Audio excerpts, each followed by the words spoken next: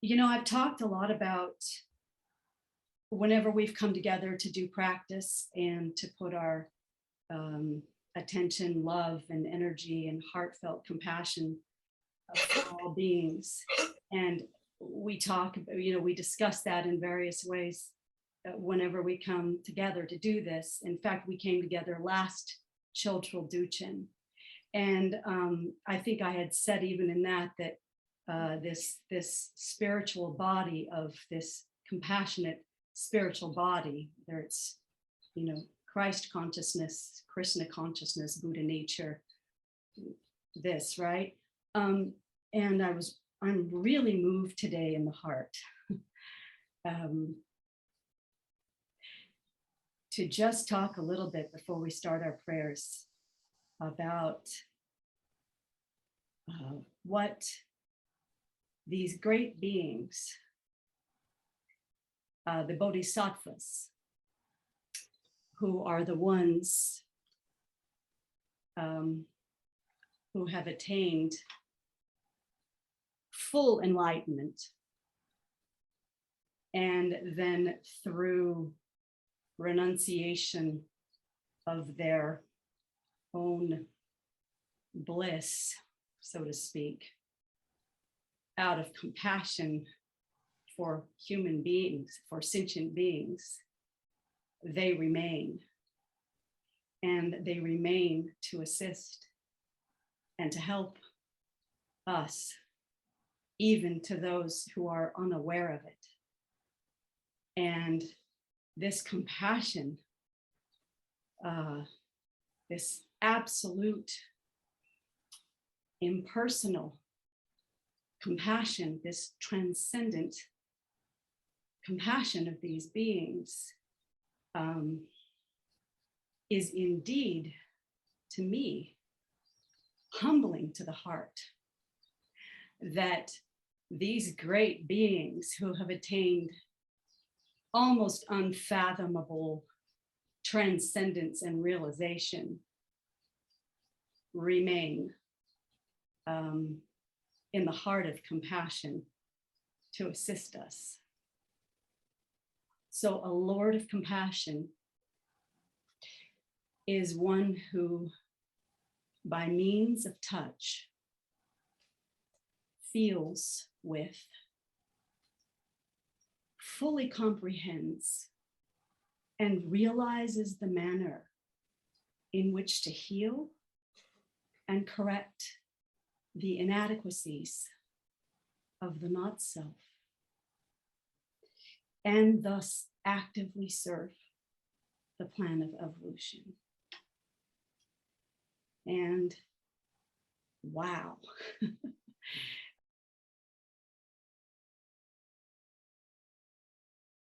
It is these transcendent virtues that these great ones have, through dauntless energy and commitment, embody. And they are transcendent virtues. And 6 of those are generosity, discipline or morality, patience, energy or exertion, meditation, and wisdom. And of course, we can practice those virtues. We can, and it is through our exertion and energy that we practice those virtues. And I want to speak just a little bit today for contemplation and for consideration in our daily lives, that transcendent virtue also comes on the heels of the everyday cultivation in everyday life. And so I want to touch on just 1 or 2 of them. And the first being generosity. And when we cultivate generosity, it's said that you give without any expectation of anything in return. And what this cultivates is non-attachment. Generosity is a form of spiritual prosperity.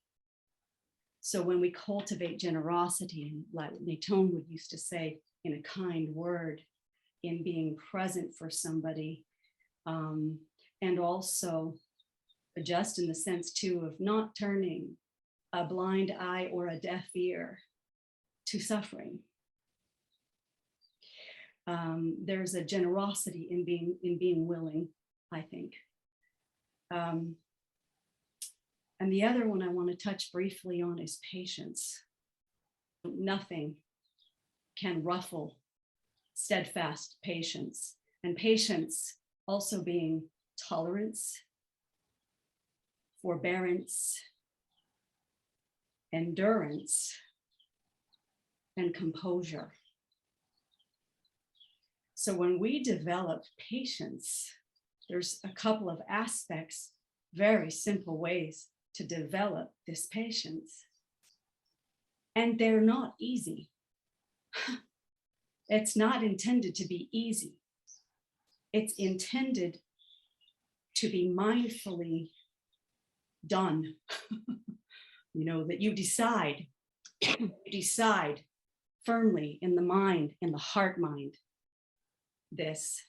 And one is the capacity to endure patience in the midst of personal hardship,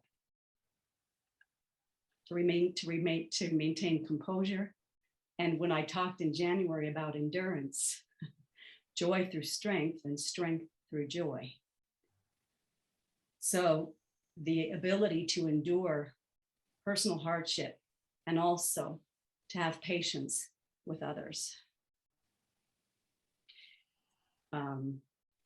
And that also, I think they all merge in a sense. I think that is also generosity when we are patient with others and we can give that. And what's amazing about that is in developing that, the mind becomes in a state of equanimity or equalness.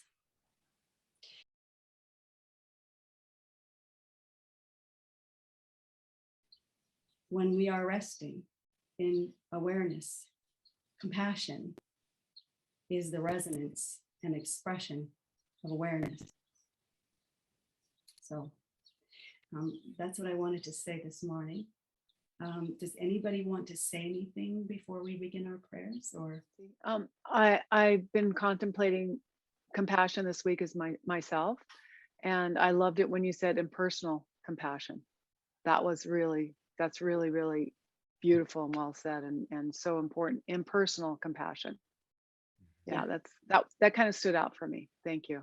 Yeah. Thank you for saying that. Yeah, you're welcome. Because when we came together last month, we had also, it was very interesting. We had also another consideration of compassion, which is yes, feeling and being very aware of the suffering that is the great suffering that humanity is undergoing. To recognize that in terms of awareness and knowing that we are indeed in a karmic situation, that we are indeed experiencing karma,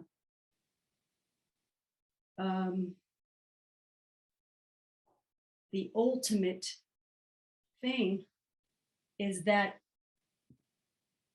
we don't downslide into the negative emotion of the despair or that. So, and that is to each one's own being to acknowledge, feel. And then that is the beauty of where the Dharma comes into play in the heart, where it's felt and known. And, it's interesting too, because compassion is an absolute universal law. It is a spiritual law. And so one may have a thing where they don't necessarily feel compassion for, or they don't particularly feel a certain way for a certain being. But when you know in your heart that the ignorance of the not knowing of one's nature is the plague, that ignorance is what is occurring in this human realm, in that knowing, and knowing of your own ignorance and the difficulty of your own ignorance and suffering, there's compassion. And in the awareness, in pure awareness,